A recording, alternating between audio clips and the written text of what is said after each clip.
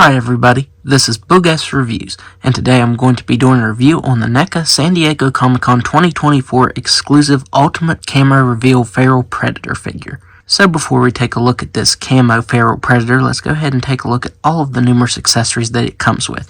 Now a large portion of this video will be going over the accessories because there's just so many with this figure. So let's go ahead and take a look at those.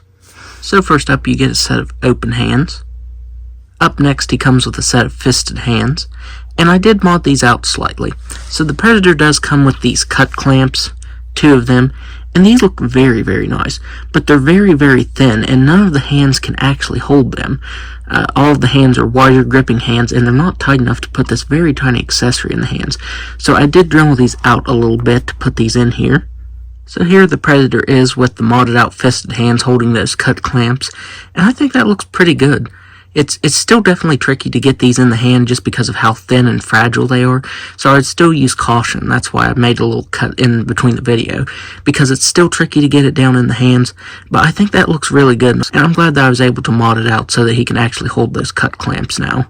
Up next you get an alternate wider gripping right hand for holding the wolf spine and head, and this has some amazing sculpt and paint detail to it. Just all of the blood detailing there on the spine going all the way down to the tail. That looks really good. The bone has a little bit of a black wash over top of it, the varying tones in the red right there for the blood. Even the part where the head is severed and it has the gloss red blood on it looks really good. But then you get down here to the wolf head, and it just looks really cartoony. You get all this gnarly detailing right here on the spine, and then you get this cartoony looking wolf head. And if you look, the blood on its face is actually orange. So yeah, that's kind of disappointing, especially considering how well sculpted and painted this spine is. But yeah, the detail on this wolf head could have been a little bit better because the head looks very cartoony for how the spine looks. Up next you get a tight gripping trigger finger hand for holding the spray that it sprays the wolf head with to disintegrate the flesh on it. And it looks very nice. It's done in silver and has a little bit of a black wash and some metallic red detailing right there. That looks very nice, and the Predator can hold it very well. It's a super tiny accessory, but because it's such a tight grip, he actually holds it very well. Up next, you get some more accessory holding hands, and I believe these are supposed to be what the cut clamps were for, but as I said, the grip is still too wide for them, since they're such tiny and thin pieces. I use this for the skull trophy. Here you can see the wolf skull with all of the flesh melted off of it. You get some really nice glossy blood paint and some varying tones of pink in there, and that looks fantastic. NECA did an incredible job on this. One thing that I thought was really cool, which this was on the regular version, is you can actually see the wolf skull hanging from the back of the belt right here. I think that's very awesome. Up next it comes with an alternate accessory holding right hand and the hatchet. And the hatchet itself looks very nice. You get some very nice wood grain sculpted on the handle there. The base coat is done in light brown and has a dark brown wash over top of it. Just like the axe head itself is done in gray and has a dry brushing of silver over top of it. It looks pretty realistic, honestly. Up next it comes with an alternate trigger finger left hand for holding the flintlock. And the detailing on this is done very, very well. The gold and the silver paint really stand out on it. You get a slight black wash to the brown parts. That looks very awesome. I just wish you could get the finger through the trigger right there. Maybe if I fiddle with it a little more, I can get it in there. But yeah, I couldn't on my first try, but it does actually hold it really well, despite its finger not being through the trigger there. Up next, you get the Predator's wrist blades. These are removable, so you can put them in or take them out if you want to. And they actually stay in there really well. On my regular Feral Predator, they do want to fall out a little bit. But yeah, they're actually pretty tight in this one. Up next you get the backpack. This has some very nice sculpt detail. This is cast in a translucent plastic with some paint over top of it to make it look like it's uncloaking there. That looks really good. And as you can see, there's the magnet on it. And there's the magnet on its back. And it clips like that. So that is very awesome. I think this might be the first Predator that actually has a magnet in its back, along with the regular version of this Predator. Up next you get 2 bombs right here. And they're just cast in this black color, but they have some phenomenal sculpt and texturing to them. That looks very awesome. Up next you get this gauntlet just by itself, and this is what it traps the French with. I think this looks very awesome. All of the painted details looks very nice.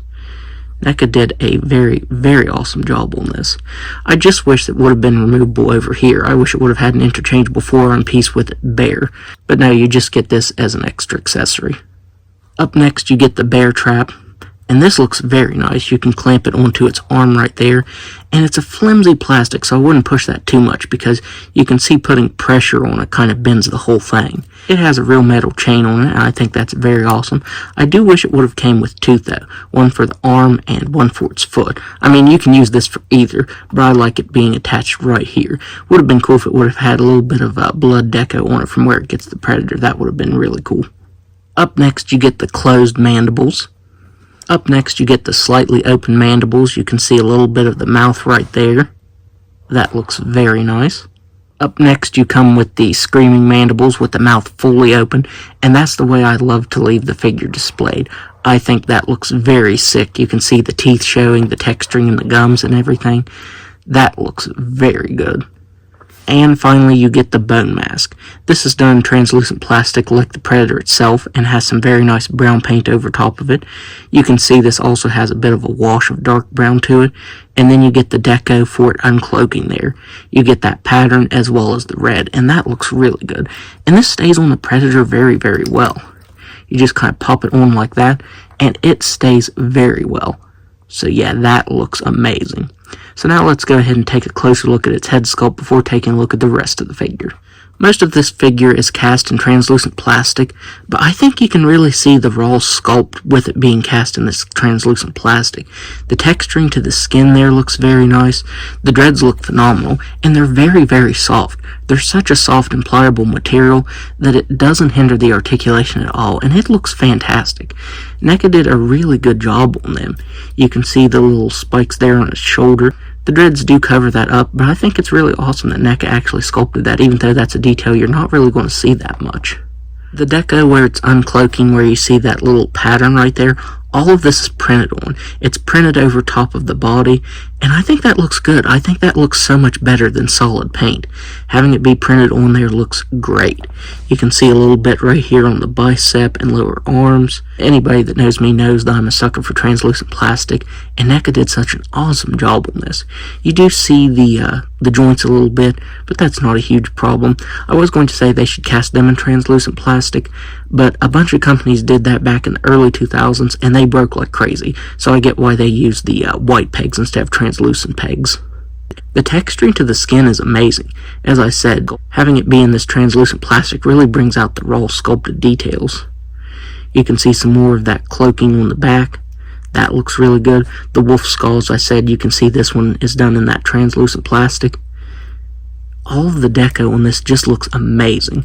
I do wish some of the legs would have been cast in that translucent plastic and had this printed over top of it.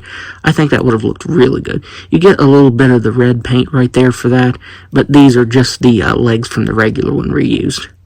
Well, except for this one. This one actually does have the translucent knee, but I believe this one is just a reuse from the previous one because it's just done in this solid plastic instead of the translucent. You do get a black wash over top of the wrappings on the feet right there. You get the spots, and the nails are done very well. And you even get texturing on the soles of its feet. That is some amazing detailing. NECA really went above and beyond with this figure. It just looks fantastic, and it's easily my favorite Comic-Con exclusive from this year. This is the one I was most anticipating, and it definitely lived up to the hype. So now let's go ahead and go over its articulation. So it has a ball-jointed head and neck that can look up all the way, down all the way, moves heads side to side very nicely, and all the way around. Shoulders that can move out very, very nicely. Swivel at the bicep, double jointed elbows that can bend in all the way. You do get swivel at the gauntlet, but it's a very tight joint on both sides. This one is a little bit better, but that right side is very tricky to move. On both sides, you get regular swivels that move side to side and up and down. On the flintlock holding hand, it actually does have a hinge. That's the only other hand that has the hinge. Has a ball-jointed waist and diaphragm that can move back very, very nicely. I just dropped that accessory. He can crunch forward all the way. I was really surprised by that. He can move side to side up here. It's a little tricky. It's a little more fluid down here at the waist, but it can move all the way around like that. He has ball-jointed hips that can just about do a complete split. He can kick forward all the way. He can kick back just a little bit. He has a very nice thigh swivel, double jointed knees that can bend back that far, a swivel up here in the shin that can move side to side, but it's kind of a noisy joint as well. He has swivel ankles that can move down all the way, up all the way, and a very, very nice ankle rocker. So now, let's do some size comparisons.